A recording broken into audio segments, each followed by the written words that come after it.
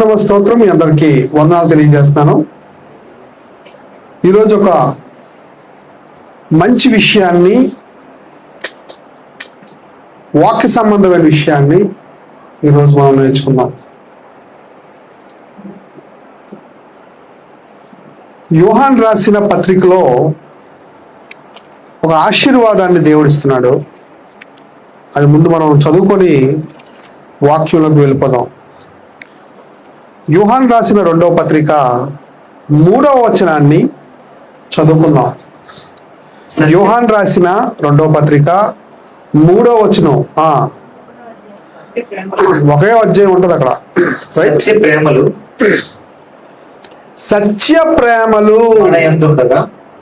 First catch చేసిన point ఏంటంటే, ఇక్కడ సత్య ప్రేమలు మన యందుండగా, సత్యము మీద ప్రేమ ఎవరికైతే ఉంటుందో, సత్య ప్రేమలు మన యందుండగా, తండ్రి అయిన దేవుని యొద్ద నుండి తండ్రి యొక్క కుమారుడగు యేసుక్రీస్తు వద్ద నుండి కృపయు, మనకు వచ్చే లాభాలు ఏంటంటే కృపయు, కనికరమును సమాధానమును మనకు తోడవుతాయట. కృప తోడవుతుందట, కనికరము తోడవుతుందట, సమాధానం తోడవుతుందట. ఇదండి ఎన్ని తోడవుతాయి? కృప, కనికరము, సమాధానం మనకు తోడవుతుందట. ఎప్పుడు? సత్యం మీద ప్రేమ ఉన్నప్పుడు అంట. సత్యం మీద ప్రేమ ఉన్నప్పుడు. మనలో ఎంతమందికి సత్యం మీద ప్రేమ ఉంది? నేను కొన్ని సంఘాలని అబ్జర్వ్ చేస్తున్నాను. ఎగ్జాంపుల్ మార్క్ వాల్స్ తీసుకోండి. అక్కడ కూడా చాలా సంఘాలు ఉన్నాయి. 1 కాదు, 2 కాదు, చాలా ఏరియాల్లో విశాఖపట్నంలో సంఘాలు ఉన్నాయి. ఎన్ని సంఘాలు ఉన్నా సరే ఎక్కడ సత్యం ఉంది? బోధకుడికి సత్యం మీద ప్రేమ ఉందా? విశ్వాసులకి సత్యం మీద ప్రేమ ఉందా? సంఘాలు ఏ విధంగా కట్టబడుతున్నాయి నేటి సమాజంలో అని మనం ఆలోచిస్తే చాలా భయం వేసింది నాకు. అలా ఉన్నాయన్నమాట. ఒక ప్రవచనం గుర్తొచ్చింది నాకు. ఆమోసు గ్రంథము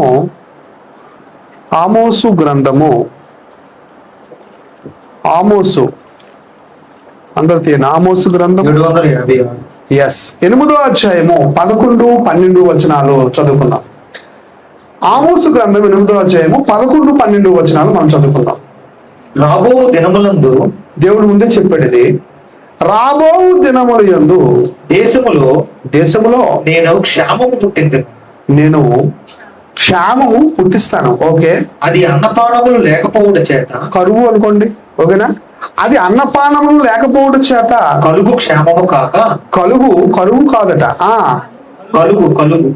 కలుగు క్షామము కాక యెహోవా మాటను వినకపోవడం వలన, యెహోవా మాట వినకపోవడం వల్ల కలుగు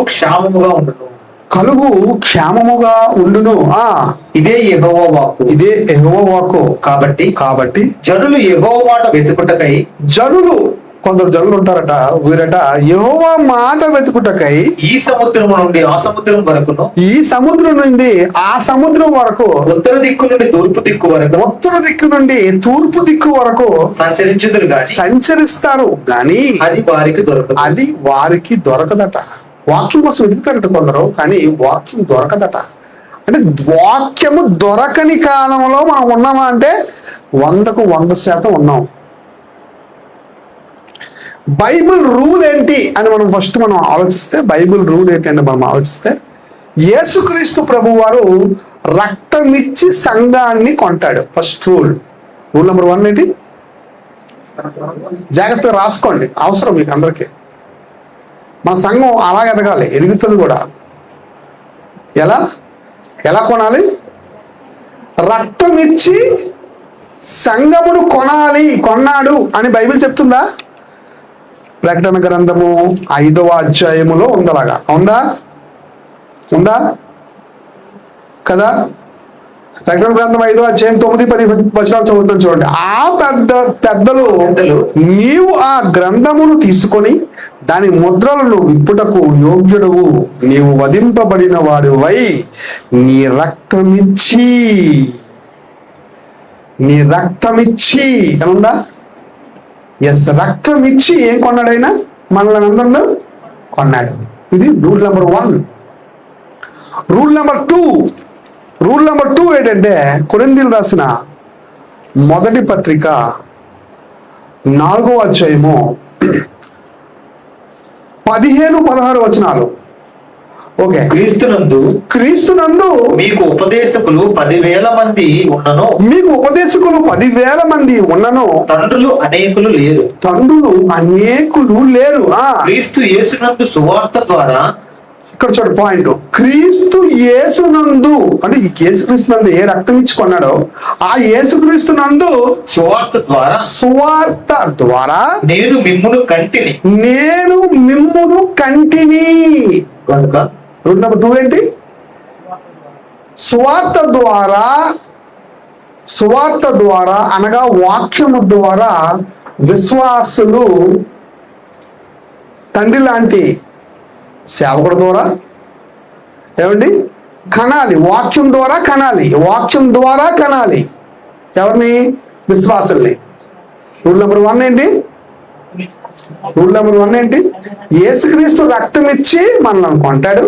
ఫస్ట్ పాయింట్. అది సేవకుని కానివ్వండి, విశ్వాసం కానివ్వండి. రూల్ నెంబర్ 2 ఏంటంటే సేవకుడికి ఒక బాధ్యత ఇచ్చాడు. ఏంటంటే సువార్త ద్వారా విశ్వాసాలు ఏం చేయాలి? కనాలి. వాక్యం ద్వారా కనాలా? ఇంకా ఏదైనా కనాలా? వాక్యం ద్వారా కనాలి. వాక్యం ద్వారా కండం అనేది పూర్తిగా డ్యామేజ్ అయిపోయింది అన్నమాట. ఇప్పుడు ఏం డ్యామేజ్ అయిపోయింది? వాక్యం ద్వారా కండం అనేది పూర్తిగా డ్యామేజ్ అయిపోయింది. ఎలా చెప్పగలరండి మీరు? ఎలా చెప్పగలరు? ఆ సంఘంలో అండి సేవకులు బాగా చూసుకుంటారండి. బాగా చూసుకోవాలండి. ఎలా సేవ ఎలా చూసుకోవాలి? బాగా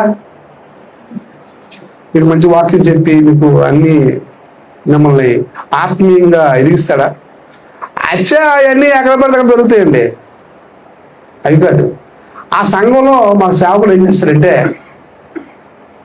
మాకు బట్టలు లేకపోతే బట్టలు ఇస్తాడండి, భోజనం లేకపోతే భోజనం ఇస్తాడండి, మేము అప్పులు అయిపోతే మా అప్పులు తీరుస్తాడండి. ఏమండి? మాకు ఎప్పటికి పడితే అప్పుడు ఏమిస్తాడంటే డబ్బులు ఇస్తాడండి, మా ఫ్రిడ్జ్లు నింపుతాడండి, మా ఇంట్లో రేషన్ వేస్తాడండి. మీకు అర్థమవుతుందండి? సిస్టమ్ మారిపోయిందా? సిస్టమ్ టోటల్గా చేంజ్. పేతురు గారు అందరికీ వడ్డించేస్తాడండి. ఏంటి? భోజనం వడ్డించేస్తాడండి పేతురు గారు. అప్పుడు ఏం జరిగిందో చూద్దాం. అసలు అపోస్తుల కార్యాలు 6వ అధ్యాయం పేతురు గారు ఏమని మాట్లాడుతున్నారో చూద్దాం ఒకసారి. పేతురు గారు అపోస్తుల కార్యాలు 6వ అధ్యాయం 2వ వచనం చదవండి ఒకసారి. అప్పుడు 12 అపోస్తులు తమ యొద్దకు శిష్యుల సమూహమును పిలిచి మేము దేవుని వాక్యమును బోధించడం మాని ఆహారం పంచిపెట్టుట యుక్తము కాదు.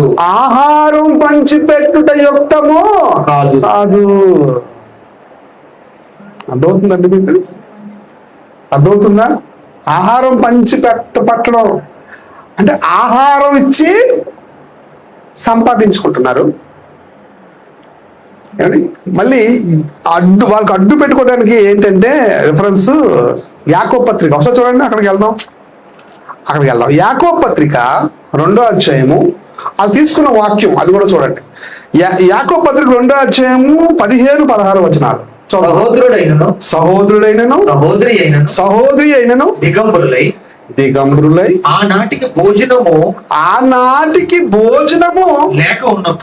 లేక ఉన్నప్పుడు మీలో ఎవడైనను శరీరమునకు కావలసిన వాటిని ఇయ్యక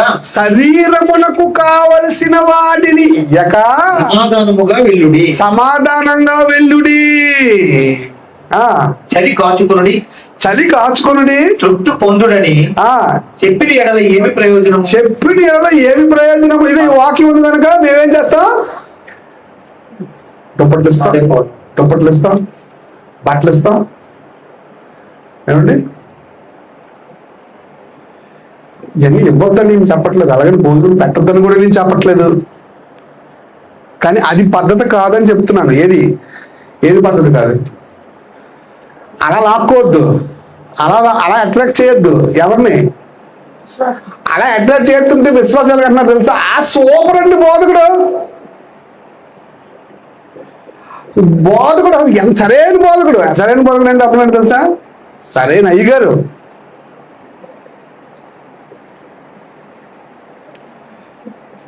జనాలు కూడా అలాగే వస్తున్నారు. ఏమంటే సంఘం కూడా అలాగే నింపబడుతున్నాయి. ఏమిస్తే?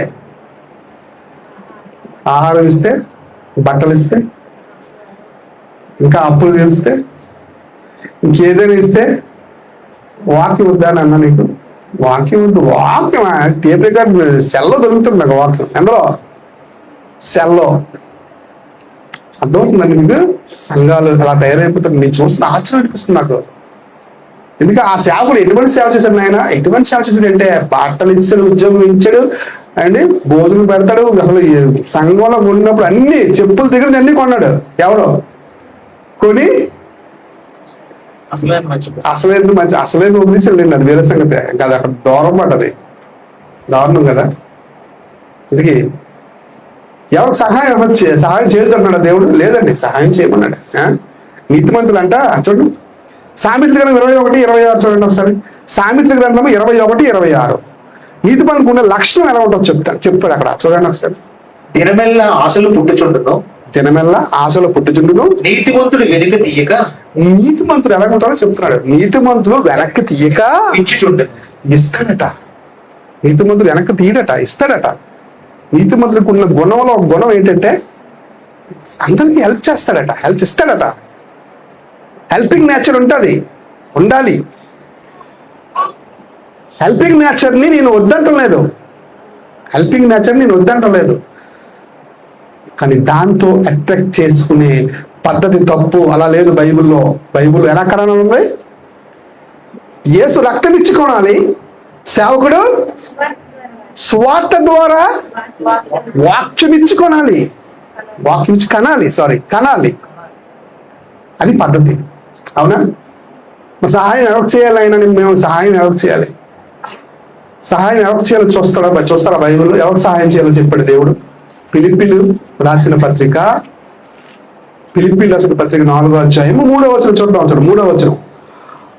అవును, నిజమైన సహకారి ఆ స్త్రీలు క్లెమెంతుతోనూ నా ఇతర సహకారులతోనూ స్వార్థ పనిలో నాతో కూడా ప్రయాసపడిన వారు గనుక వారికి సహాయము చేయమని. వారికి సహాయం చేయాలంట. ఎవరికి సహాయం చేయాలంట? స్వార్థ పనిలో సేవకుడితో పాటు పరుగులు తీసేవాడికి ఏం కొనిసవచ్చు? కొత్త బట్టలు కొనిసవచ్చా? ఇవ్వచ్చు. అంతేకాదు, ఇంకొంచెం ముందుకెళ్తే తిమోతికి రాసిన మొదటి పత్రిక 5వ అధ్యాయము. 5వ అధ్యాయం 10వ వచనం చూడండి. 10వ వచనం. సంఘంలో ఒక విధవరాలు ఉందనుకోండి. విధవరాలు ఏం చేయాలో చెప్తున్నాడు చూద్దాం ఇక్కడ. సక్రియలకు పేరు పొందిన విధవరాళ్ళు పిల్లలను పెంచాలి. పరదేశులకు ఆతిథ్యమిచ్చి పరిశుద్ధుల పాదములు కడిగి పరిశుద్ధుల పాదాలు కడగాల. ఎందుకు? వాళ్ళ పేర్లు జీవగ్రంథంలో రాయబడ్డాయి. ఎవరి పేర్లు? స్వార్థ పనిలో సహాయం చేసేవారి పేర్లు ఏ గ్రంథంలో రాయబడ్డాయి? జీవగ్రంథంలో రాయబడ్డాయి. కనుక అలాంటి వారి పాదాలు కడిగినా సరే ఏం లేదట, తప్పు లేదట. అందుకే శ్రమపడి వారికి సహాయము చేసి, పరిశుద్ధుల పాదాలు కడిగి శ్రమపడు వారికి సహాయము చేసి ప్రతి సత్కారము చేయబూనుకునేదా అయితే ఆమెను విధవరాల లెక్కలో చేర్చవచ్చు. ఉందా? యేసుక్రీస్తు ఎందుకు కడిగాడు పాదాలు, శిష్యుల పాదాలు? వాళ్ళు ఫ్యూచర్లో సువార్త చేస్తారు కనుక అది విషయం. వాళ్ళు ఫ్యూచర్లో ఏం చేస్తారు? వాక్యం చెప్తారు కనుక, వాక్యం కోసం మరణిస్తారు కనుక, వాళ్ళు సత్య ప్రేమికులు కనుక. గమనించాలి. నేను కూడా ఇలా చేయాలని, స్వార్థ ద్వారా అనేకుల్ని కనాలని, ఏమంటే ఈ ఊరు వచ్చాను. ఏ ఊరు? మద్దిలపాలెం. మా ఊరు పక్కనే రేసనపాలెం. మరి ఎక్కడో దూరం కాదు, ఈ పక్క ఊరే మా ఊరు. అక్కడి నుంచి ఇక్కడికి వచ్చాను. ఏమండి దేవుడు ఎలా ఇస్తాడో ఒక ఎగ్జాంపుల్ మీకు చూపిస్తాను ఇప్పుడు. ఏమండి ఆదికాండము 21వ అధ్యాయం. మన సంఘం ఎలా అభివృద్ధి పొందుతుందని నేను ఆలోచిస్తున్నాను. ఎలా అందుతావు ప్రభు, ఎలా పొందాలి, ఏం చేస్తావు? దేవుడు అన్నాడు, నువ్వు తప్పించమన్నాడు. ఏంటది? బావిలు. ఈ బావిల స్టోరీ ఏంటబ్బా అని చెప్పి మొత్తం బావిలంతా తీసిన బయటికి బైబిల్లో నుంచి చూద్దాం. ఈ బావి సంగతి చూద్దాం. ఆదికాండం 21వ అధ్యాయము 24 నుంచి చూద్దాం. ఫస్ట్ అందుకు అబ్రహాము ప్రమాణము చేసేదనను. ఒక ప్రమాణం చేస్తాడు. అక్కడ అబ్రహాం గారు బావిని తవ్విస్తాడు. ఓకేనా? ఆ రోజుల్లో బావి అనేది చాలా ప్రాముఖ్యమైనది. ఎందుకు? నీరు దొరకని ప్లేస్ లో నీరు దొరకడం అనేది ప్రాముఖ్యమైన విషయం అన్నమాట. ఓకే, చదవండి. అబీమోలకు దాసులు బలత్కారంగా తీసుకున్న నీళ్ల బావి విషయమై. బలత్కారంగా తీసుకున్న నీళ్ల బావట. ఓకే. అబ్రహాము అబీమోలేకును ఆక్షేపింపగా, అబీమోలేకు ఈ పని ఎవరు చేసిరో నేను ఎరుగను, నీవును నాతో చెప్పలేదు. ఓకే. నేను నేడే గాని ఓకే ఈ సంగతి వినలేదని చెప్పగా, ఓకే, అబ్రహాము గొడ్లను తెప్పించి అబీమోలేకు ఇచ్చాను. వారిద్దరు ఇట్లు ఒక నిబంధన వారిద్దరు ఏం చేస్తున్నారు? ఒక నిబంధన చేసుకున్నారు. తర్వాత అబ్రహాము తన గొర్రెల మందలో నుండి 7 పెంటి పిల్లలను వేరుగా నుంచెను గనుక, ఓకే, అబీమోలకు అబ్రహాముతో నీవు వేరుగా ఉంచిన ఈ 7 గొర్రె పిల్లలు ఎందుకని అడిగాను. ఓకే. అందుకతడు నేనే ఈ బావిని త్రవ్వించినందుకు నాకు సాక్షార్థంగా ఈ 7 గొర్రె పిల్లలను నీవు నా చేత పుచ్చుకోవాలని చెప్పాను. నా చేత పుచ్చుకోవాలి. ఓకే. అక్కడ వారిద్దరు అట్లు ప్రమాణం చేసుకున్నందున, ఓకే, ఆ చోటు బెయేర్షెబా అనబడెను. ఆ చోటుకి ఒక పేరు వచ్చిందట. అంటే అబ్రహాం ఏం చేశాడంట? మంచిగా బావికి సంబంధించిన విషయం ఏమైంది? ఇక్కడ ఒడంబడిక వచ్చింది. రైట్, ఇదొక పాయింట్. నెక్స్ట్ జనరేషన్కి వెళ్దాం. నెక్స్ట్ జనరేషన్ ఎవరు? ఇస్సాకు విషయంలో ఆలోచిస్తే, ఒక్కడై ఉన్న కుమారుడు, నాకు ఇవ్వు అన్నాడు. అది ఒక్కడైన కుమారుడు ఏంటి? ముందు ఇస్మాయిల్ ఉన్నాడు కదా, మళ్ళీ ఆ ఇస్మాయిల్ లేకపోతే ఇప్పుడు ఒక్కడైన కుమారుడు అనొచ్చు. అసలు ఒక్కడయ్యున్నా అనే పదంలోనే చాలా అర్థం. స్పెషల్ సన్ అన్నమాట. స్పెషల్ సన్ అంటే వాగ్దాన, బ్లెస్డ్ సన్ అనొచ్చు. బ్లెస్డ్ సన్, ఒక్కడై ఉన్న బ్లెస్డ్ సన్, వాగ్దానంతో కూడిన సన్, ప్రామిస్డ్ సన్. ఎస్, ఇది కరెక్ట్. రైట్. ఈ ప్రామిస్డ్ సన్ ఏం చేస్తున్నాడు? ఈయన కూడా ఒక సందర్భంలో ఊరు వెళ్తాడు. అక్కడ ఏం చేసాడో చూద్దాం. ఏమండి? రైట్. ఆదికాండం 26వ అధ్యాయం 18 నుంచి చూద్దాం. 18. అప్పుడు తన తండ్రి అయిన అబ్రహాము దినములలో త్రవ్విన నీళ్ల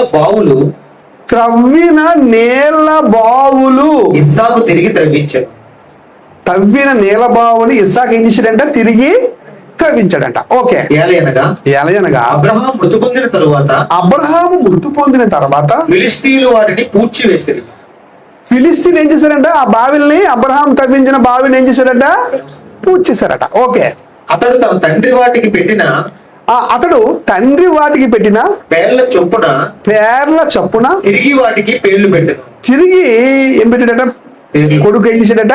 పేర్లు పెట్టాడట. ఓకే. మరియు ఇస్సాకు దాసులు ఆ లోయలో త్రవ్వగా, ఆ లోయలో ఎక్కడైతే అబ్రహాం తవ్వాడో ఆ లోయలో తవ్వాడట. ఓకే. జలలు గల నీలి బావి దొరికారు.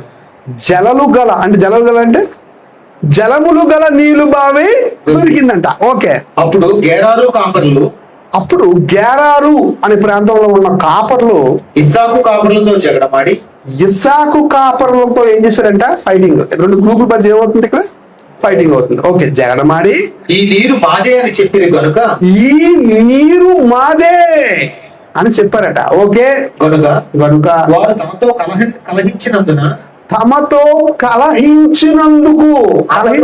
ఎవరితో కలహించారంట? నీలుబాబు రాశారు. నీలుబాబు అవ్వగానే ఆ గ్రూప్ ఈ గ్రూప్ తో ఏం చేసిందంట? కలహించింది. ఓకే, కలహించినందున అతడు ఆ బావికి ఏసేకు అని పేరు పెట్టాడు. ఏసేకు అంటే కలహించుట, జగడమాడు, కలహించుట కదా. ఫస్ట్ బావి పేరేంటి? ఫస్ట్ బావి ఎలా వచ్చింది? అది కాదు, ఇసాకు సంబంధించి చెప్తున్నాను. ఇసాకు తప్పించిన ఈ బావికి ఏసేకు అని పేరు పెట్టాడు. అంటే కలహం ద్వారా వచ్చిన ఒక నుయ్యది, అందుకే ఆ పేరు పెట్టాడు. మనం కూడా ఫస్ట్ సంఘం పెట్టినప్పుడు చాలా కలహాలు వచ్చే కలహాలు నేను తట్టుకోలేకపోయాను, మిగతా వాళ్ళు తట్టుకోలేకపోయారు. ఏమండి, చాలా ఇబ్బంది పడ్డాం ఫస్ట్ ఏరియాలో. ఓకే, నెక్స్ట్ కంటిన్యూ చేద్దాం. అప్పుడు ఇసాక్ ఆగలేదండి, వెంటనే నెక్స్ట్ బాగు వెళ్ళిపోయాడు. నెక్స్ట్ మళ్ళీ ఇంకో దగ్గర అవుతున్నాడు ఇసాక్ అక్కడ కలహం వచ్చింది అక్కడ సైలెంట్ ఉండలేదు. ఆయన చేసాడు, ఇంకో దగ్గర తవ్వడం మొదలు పెట్టాడు. ఏమంటే చూడండి, మళ్ళీ ఏమవుతుందో చూద్దాం. కంటిన్యూ. వారు మరి ఒక బావి త్రవ్వినప్పుడు దాని కొరకు జగడమాడారు కనుక దాని కొరకు ముందు కలిగించారంట, ఇక్కడ జగడమాడారంట. అప్పుడు దీనికి ఒక పేరు పెడుతున్నాడు, దానికి సిత్నా అని పేరు పెట్టాడు. దానికి సిత్నా, విరోధం అంటే ఏంటి? విరోధించారట, విరోధులు ఎక్కువైపోయారట. ఎక్కడ? సెకండ్ దానికి. ఫస్ట్ నెంబర్ 1, నెంబర్ 2, రెండు బావులు. ఫస్ట్ బావుకి కలిహించారు, జగడమాడారు, అక్కడ ఒక పేరు పెట్టాడు. తర్వాత మళ్ళీ జగడమాడారు, ఇప్పుడు విరోధం అయిపోయారు. ఇక్కడ ఒక పేరు పెట్టాడు. ఇక్కడ పేరేంటి? సిత్నా, అది ఒక బావి. ఓకే, అతడు అక్కడ నుండి వెళ్ళి మరి ఒక బావి త్రవ్వించాడు. అక్కడ కాగట్లేదు, మళ్ళీ అక్కడ ఫస్ట్ గొడవ వచ్చింది, అక్కడ నుంచి ముద్దురికి వెళ్ళిపోయాడు. అక్కడ గొడవ వచ్చింది, అక్కడ సరిగ్గా లేదు పరిస్థితి. అప్పుడు ఏం చేస్తున్నాడు? మళ్ళీ ఇంకో దగ్గరికి వెళ్ళిపోతున్నాడు, ఇంకో బావి దగ్గరికి వెళ్ళిపోతున్నాడు. ఇప్పుడు అక్కడ తగ్గించాడు. చూడండి, దాని విషయమై వారు జగడం ఆడలేదు. దాని విషయమై అక్కడ జగడం లేదట. ఓకే, గనుక అతడు ఇప్పుడు యెహోవా మనకు ఎడము కలగజేసి ఉన్నాడు గనుక ఈ దేశమందు అభివృద్ధి అని పేరు పెట్టాడు. ఇప్పుడే పేరు నెక్స్ట్ పొందుదమని దానికి రహేబోతు అంటే అర్థం ఏంటి? ఎడము. సూపర్ కదండి. ఎడము కలిగజేసాడు కాబట్టి ఎడము. ఎస్, మొత్తానికి అభివృద్ధి కదా. ఏమొచ్చింది ఇక్కడ? అభివృద్ధి. కలిగించడం, జగడమాడడం, విరోధం అవడం, ఇవి స్టేజెస్ లో జరుగుతాయండి. ప్రతి సంఘానికి ఇది ఉన్నదే. ఒక్క నా సంఘంలో జరిగిందా అని కాదండి, ప్రతి పెద్ద సంఘాల్లో కూడా ఇంతే, ఎక్కడైనా అంతే జరుగుతుంది. ఫస్ట్ ఏమొస్తుంది? కలహం, తర్వాత విరోధం, జగడము, అన్నీ ఉంటాయి. రకరకాల తిరుగుబాట్లు ఉంటాయి, అన్నీ ఉంటాయి. కానీ ఒక రోజు వస్తుంది, ఆ రోజు పేరు ఏంటది? అభివృద్ధి. ఆగట్లేదు అసలు. ఎవరో ఇసాకు అక్కడికి వెళ్తే కప్పిస్తారట, మట్టేస్తారట. ఇంకో దగ్గరికి వెళ్తే జగడం మానేస్తున్నారట. ఇంకో దగ్గరికి వెళ్తే అలాగా ఒక ప్లేస్ నుంచి ఒక ప్లేస్కి వెళ్తే ఒక దగ్గర ఏమైపోయిందంటే మొత్తం జగడమే లేదట. అక్కడ జగడమే లేదట. ఇప్పుడు ఇసాకు ఏమంటాడంటే, ఇది నేను ఏం చేస్తాను, ఇది నేను అభివృద్ధి అన్నాడంటే కదా. అభివృద్ధి అన్నాడా? ఎస్, అభివృద్ధి వస్తుందా? నీరు బావి. ఏం బావి ఇది? నీరు బావి. అక్కడ ఆగట్లేదు. అక్కడి నుంచి కంటిన్యూ అయిపోతుంది. ఇంకో దగ్గర పనివారు కూడా ఏం చేశారంటే, ఏమండి 26వ అధ్యాయము 23 నుంచి చూద్దాం. 23 నుంచి చదవండి. అక్కడి నుండి అతడు బేర్షాబాకు వెళ్ళును. ఆ రాత్రి యెహోవా అతనికి ప్రత్యక్షమై, ఆ రాత్రి యెహోవా అతనికి దగ్గర ప్రత్యక్షమై, నేను నీ తండ్రి అయిన అబ్రహాము దేవుడును, ఆ అబ్రహాం దేవుణ్ణి, నేను నీకు తోడై ఉన్నాను గనుక భయపడకము. నేను నీకు తోడే ఉన్నాను, నువ్వు భయపడద్దు. నా దాసుడైన అబ్రహామును బట్టి, నా దాసుడైన అబ్రహామును బట్టి నిన్ను ఆశీర్వదించి నీ సంతానమును విస్తరింపజేసి, ఈ సంతానాన్ని ఏం చేస్తానంటే నేను విస్తరింపజేస్తాను. ఓకే అని చెప్పాను. అక్కడ అతను ఒక బలిపీఠము కట్టించి యెహోవా నామమును ప్రార్థన చేసి, యెహోవా నామాన్ని ఇస్సాకు గారు ఏం చేశారంటే ప్రార్థన చేశారట. అక్కడ ఒక గుడారం వేశారు. ఓకే. అప్పుడు ఇస్సాకు దాసులు అక్కడ బావి త్రవ్విరి. ఇస్సాకు దాసు ఏం చేశారంటే అక్కడ కూడా ఒక బావి తవ్వారట. ఓకే. అంతటి అభిమేలెకు అతని స్నేహితుడైన అహుజతును, అతని సేనాధిపతి అయిన ఫికోలును, ఓకే, గెరారు నుండి అతని యుద్ధకు వచ్చింది. ఇస్సాకు, మీరు నా మీద పగపట్టి, చాలు ఇక్కడ కూడా ఏం చేశారంటే వీళ్ళు బావిని తవ్వారట. ఇంకా ఇది అబ్రహాము జనరేషన్ లో ఒక బావి తవ్వితే, ఇస్సాకు గారు 3+1 4 బావులు తవ్వుకొని వచ్చారు. మీకు అర్థమవుతుందా? ఇప్పుడు ఈ జనరేషన్ అయిపోయింది. నెక్స్ట్ జనరేషన్ ఎవరు? అసలు దిగాడు. ఏమండి ఈయనేంటి ఈయన తవ్వించడం లేదని చూస్తే పాత్ర ఉంటే ఎతికేస్తున్నాను, ఎక్కడ దొరికేస్తలేవు. నేను ఎక్కడ దొరకలేదు. ఏది బావి దొరకలేదు. సడన్ గా కొత్త నెమ్మదికి వచ్చేసరికి యేసు గారు ఆ బావి దగ్గరికి వెళ్తున్నారు. చూద్దాం ఒకసారి. రైట్. యోహాను సువార్త 4వ అధ్యాయము. ఎక్కడండి బావి ఇది బావి అని చెప్పి నేను చూస్తే, యోహాను సువార్త 4వ అధ్యాయము 3వ వచనం నుంచి. ఆయనను యేసే బాప్తిస్మం ఇయ్యలేదు గాని ఆయన శిష్యులు ఇచ్చుచుండిరి. ఆయన 4వ వచనం నుంచి, ఆయన సమరయ మార్గమున వెళ్ళవలసి వచ్చును గనుక యాకోబు తన కుమారుడైన యేసేపుకి ఇచ్చిన, చూడండి, యాకోబు తన కుమారుడైన యేసేపుకి ఇచ్చిన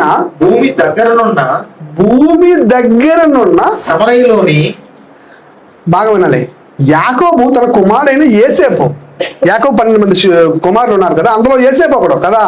ఆ యేసేపుకి ఏమి ఇచ్చాడంట? భూమిని ఇచ్చాడట. ఆ భూమి దగ్గర ఉన్న సమరయలో సుకారను ఒక ఊరికి వచ్చాడు. అక్కడ యాకోబు అక్కడ ఏముందంటే యాకోబు బాగుందంట. ఎక్కడ? సుకారు పేరేంటి?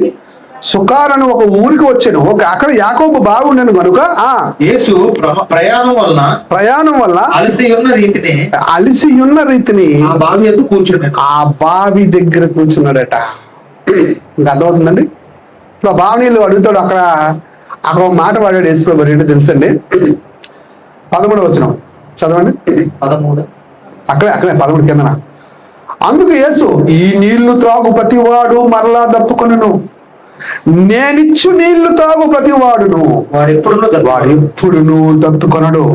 నేనిచ్చు నీళ్లు నిత్య జీవము కై వానిలో ఊరుడు నీటి బొక్కగా ఉండునని ఆమెతో చెప్పాను.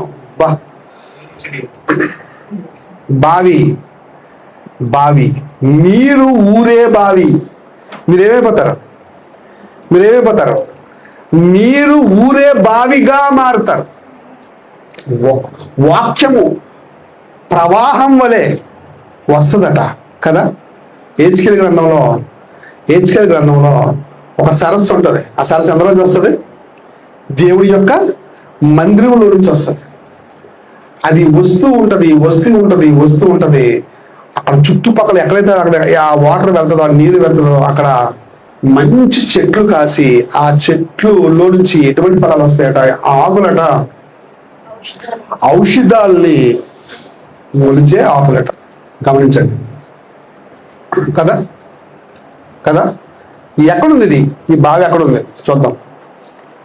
ఆదికాండం 33:19 చదవండి ఒకసారి.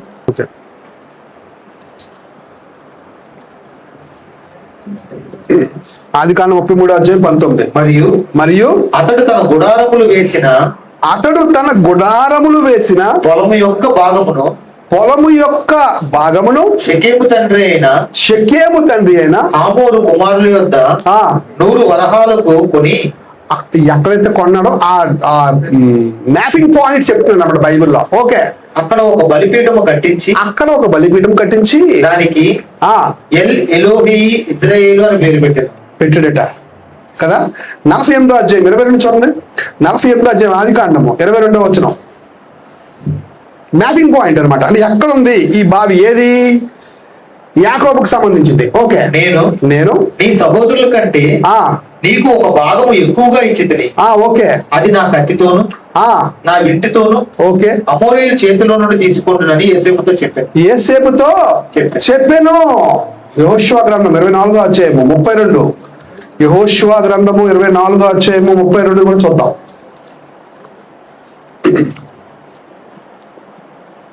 యెహోషువ గ్రంథము 24:32.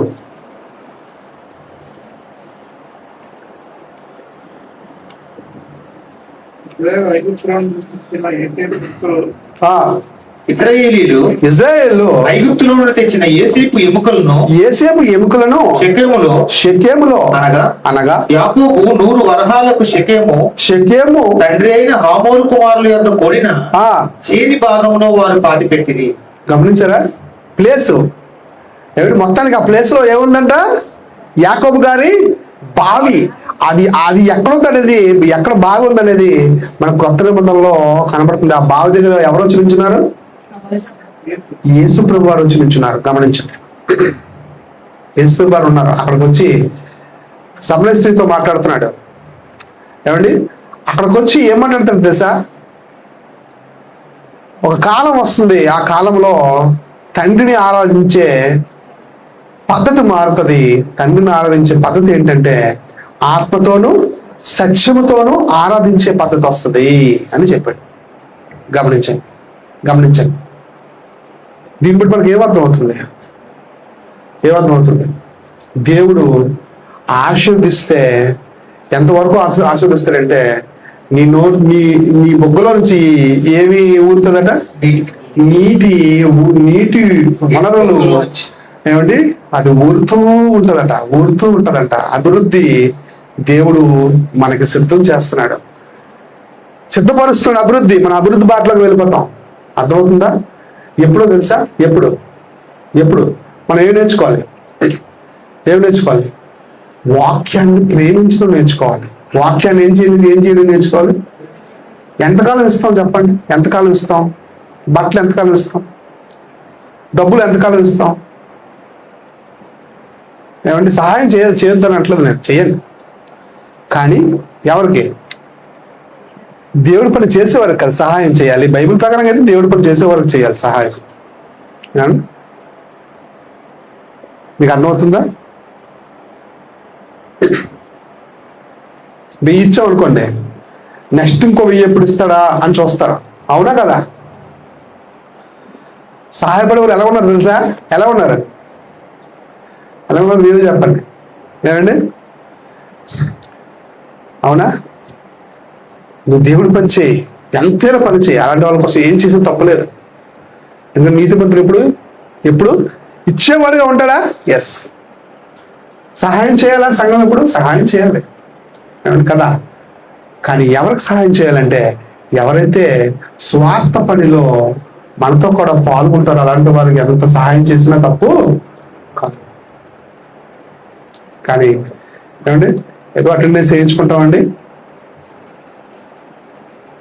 డిమాండ్, చాలా మంది డిమాండ్ చేస్తారు.